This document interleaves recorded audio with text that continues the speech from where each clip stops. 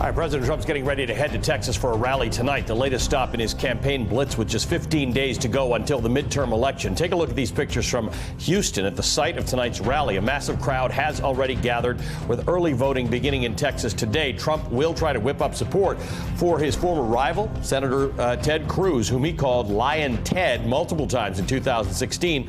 We've also got new polling on how people feel about the president and the parties as we get closer to the elections. NBC national political correspondent Steve Kornacki joins me now. Steve, I was out of town for a couple days last week. What has changed? Where are we now with 15 days to go before these midterm elections? We're in an interesting place, Ali, because we've known for a long time the story is Democrats seem to have the advantage heading into these midterms. The question, though, is that advantage quite what it was just a couple weeks ago? So brand new NBC News poll here. Here's what we mean. Overall generic ballot. Which party you want to control Congress?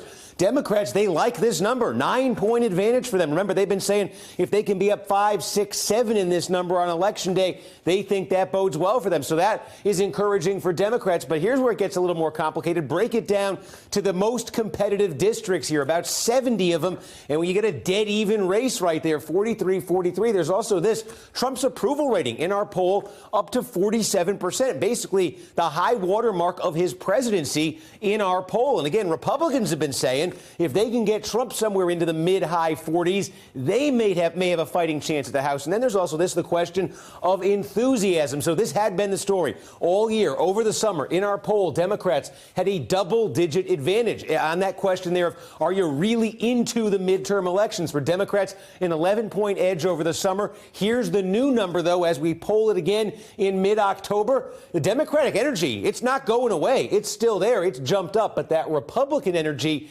has also jumped up pretty dramatically. And so you have a Democratic advantage on energy, but it's 4 points now. It was 11 points over the summer. And put that in further perspective, in the recent midterm waves we've seen, the party that's had the wave at this point has had, you see it in 14, a double-digit edge on energy for the Republicans. In 10, a 20-point edge for Republicans on energy. In 06, when Democrats won back the House, they had a 13-point edge on energy at this point. Right now, that Democratic edge, it's there. It's 4 points. Their key constituencies seem fired up. Democrats certainly seem poised to make serious inroads. Remember, they need a net gain of 23 to get the House. They certainly seem poised to move very close to that number. The question is, do they get over it? Are they able to get over it by a significant margin? That's where the doubt has started to creep in a little bit with that Republican energy rising, Ali. All right, let's talk about what we just heard the president say. This election is going to be about Kavanaugh, the caravan, tax cuts, and law and order. He's been talking about tax cuts, possibly middle-class tax cuts happening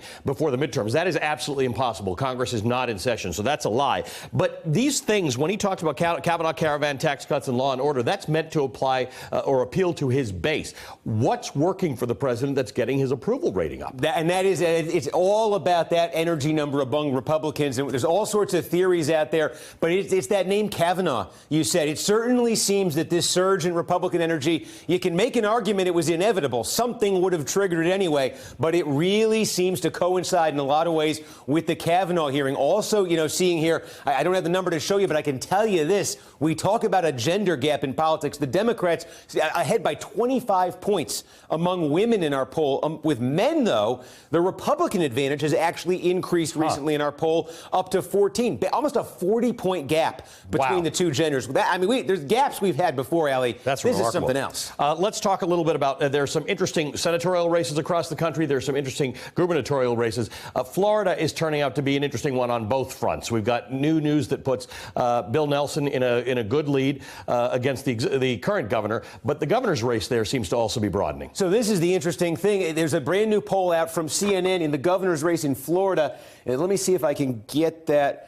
I don't think it's going to. OK, I thought it might come up there. It didn't. But I'll tell you very quickly, Andrew Gillum, the Democrat in the race for governor of Florida, a new poll came out just yesterday, has him ahead by 12 points. And he's consistently led in the polls in Florida since the primary. Bill Nelson, Democratic senator running for re-election there, he leads by 5 in this poll. It's raising the possibility, Ali, this is interesting, if Andrew Gillum wins the governor's race and wins it by a substantial margin, is that what saves Bill Nelson in the Senate race. Right, because there are people who may not be as enthused about Bill Nelson and Rick Scott, but maybe enthused enough to go to the polls to vote for Andrew Gillum. And while they're there, by the way, they check off the other Democrats' name on the ballot. People have been asking me this, and I realize that you're the guy who has the answer. What indicators will you be looking for in 15 days on election night to give us a sense of where this is going? What are the key races you're keeping an eye on? I tell you, the key one is going to be 6 p.m. Eastern on election night, because we're going to get poll closings in Indiana and Kentucky. In Indiana, you got that Senate race